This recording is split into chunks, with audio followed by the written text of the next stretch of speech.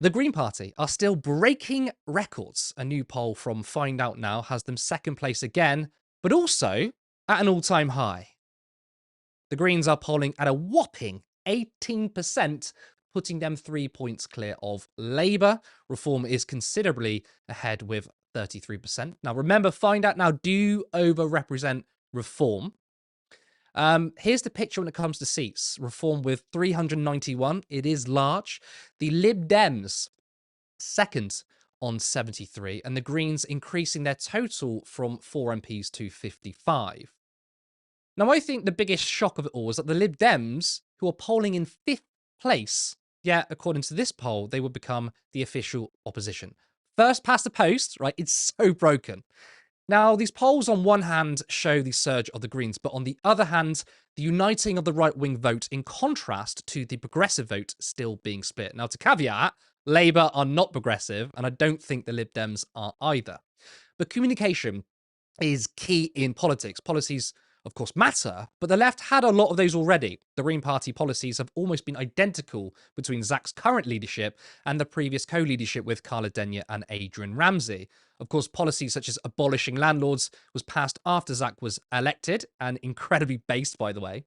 To contrast where the party is now with the 2024 election, here's how the results look for them. So as you can see, the Greens won 6.4% of the vote, and that was a record for them. It was a very good showing. They quadrupled the number of seats, and they got 6.4%. Now, that's such a distant past now.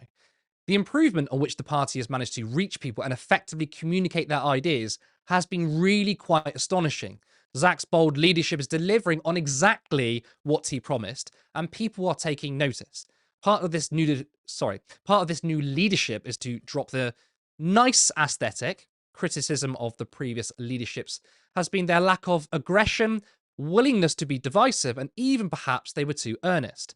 Zach instead opted to deliberately goad opponents and to even mock them and their attacks.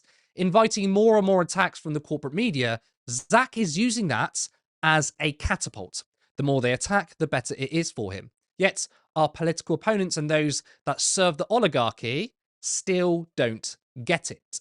This is Daniel Finkelstein moaning about the backlash he received after attacking the Green Party with Hugo Rifkind on Times Radio. But it did occur to me that Zach Palansky, who's generally not somebody who kind of loses it, and who appeared to have done so in that response, possibly is just smarter at social media than I am, and he realised that he was getting a lot of engagement and getting a lot of, and he gets members through engagement. Again, I completely get it. I think you're inclined to be kinder than I am. I mean, perhaps even a bit earnest. I found that whole exchange depressing. I mean, genuinely depressing and almost upsetting, because I was disappointed in Palansky, and I had thought of Palansky. I quite like Zach Palansky. I don't obviously agree with him on things, but there are some things that he stands for that I do agree with, and I thought he was a good champion for them. And that whole thing made me realise that he's not in this to reach towards the centre and engage more Green. No, but that's what I'm saying. But I mean, what he's doing right now, what he used that for, he used that whole exchange to show himself to be the guy who can represent the left rather than Jeremy Corbyn. He was proving my point, which is he is engaged in a fairly smart, fairly focused, social media driven strategy to turn the Greens into the main red party, appealing to about 15% of progressive activists with great success. And not worry about the second category. Now, it's interesting that Finkelstein says that he's only appealing to 50% of people, the radical leftist activists, while polling, as I've just shown you, blows that out of the water. He surged the party, currently at 18%, and it will go higher. Being respected by your opponents, being respected by those who hate your views, in my opinion, is not a good thing. They respect you if they think you are ineffective. Rifkin saying that he's disappointed in Zach is a good thing. It means Zach is making a difference. The point is that I think for far too long, the left has been or has put up with bad faith people, and it's a waste of time trying to earnestly debate some of them. Instead, he is bypassing the nonsense, and it's clearly working. Stephen, Finkelstein is claiming that Zach is trying to appeal to a small group of people rather than reach out. What do you make of his comments? I felt like those two were harking back to a time which is long gone, or at least very quickly on its way out. Because what was said there was that he's not appealing to the centre, and that's where the majority of people are. Actually, the centre is rapidly vacating itself. People are leaving the centre and they're going to the right or they're going to the left. They're looking for a political home which they think is going to make a difference to their material circumstances when the two major parties have made zero difference to their material circumstances, unless, of course, you're talking about making it worse, in which case they've succeeded amazingly in making people's material circumstances worse. So you have this old idea that, oh yeah, it's the sensibles in the middle. Those are the ones that we have to appeal to, the ones who are, worried about sort of minor marginal differences in tax, or who are worried about, perhaps, plenty of people will be worried about things like interest rates, but they'll be looking at things around them and seeing, the state is sort of slowly but surely failing to function, not just for people who rely on it, but for people in that center who often don't rely on it so much, but can rather see the effects of that crumbling state all around them.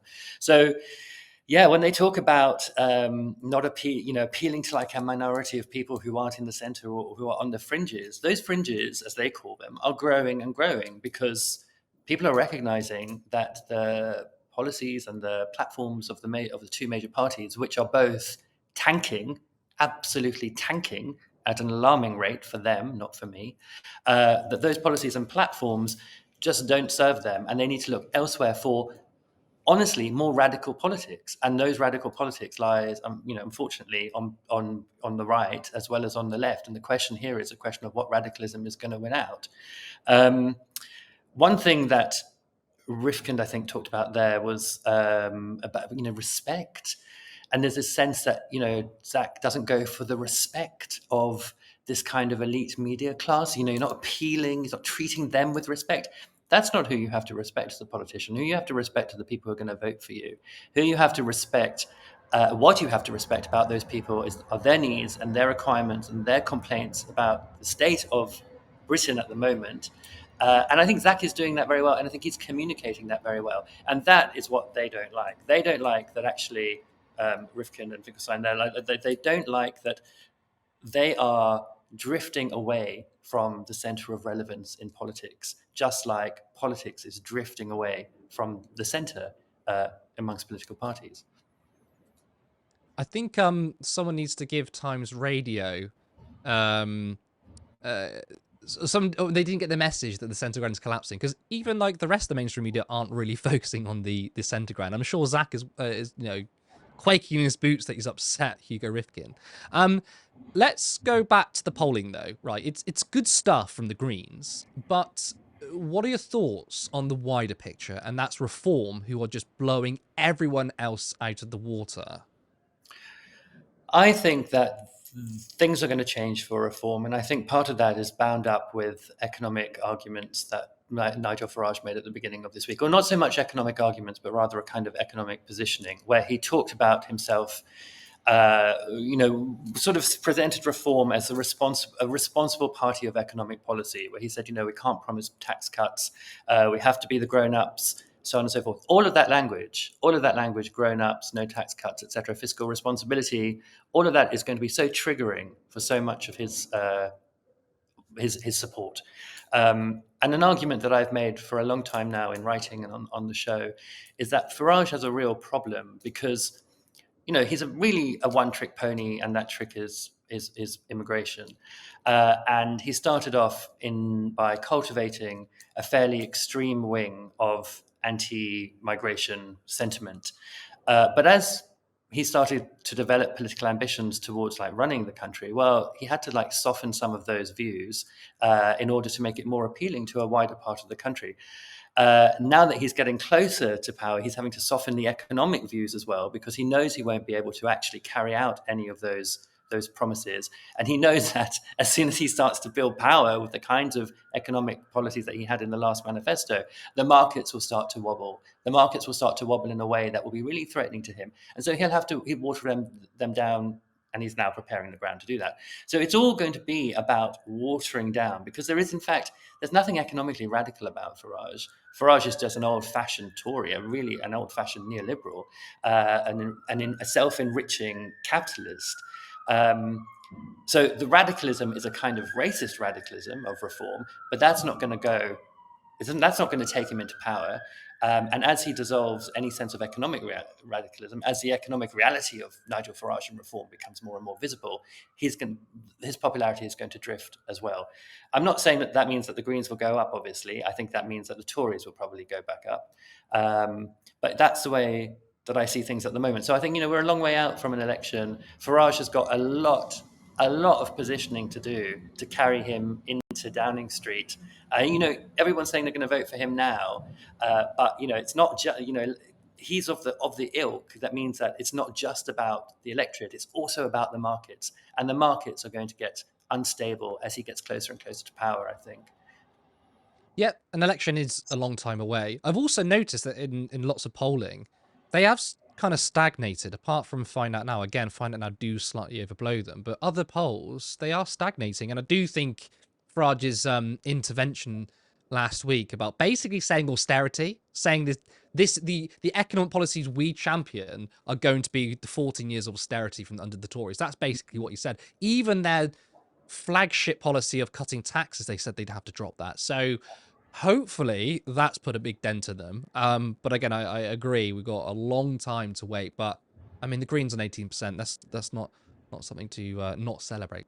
Can I say something about the flatlining? Please do, yeah. I mean, I think, if a party is doing as well as Reform is doing and it starts flatlining, that could just indicate that they have actually just exhausted the natural support they have in the country, that, they're not going to be able to get any of the other people from any of the other parties to go for them. And, they've kind of got everything.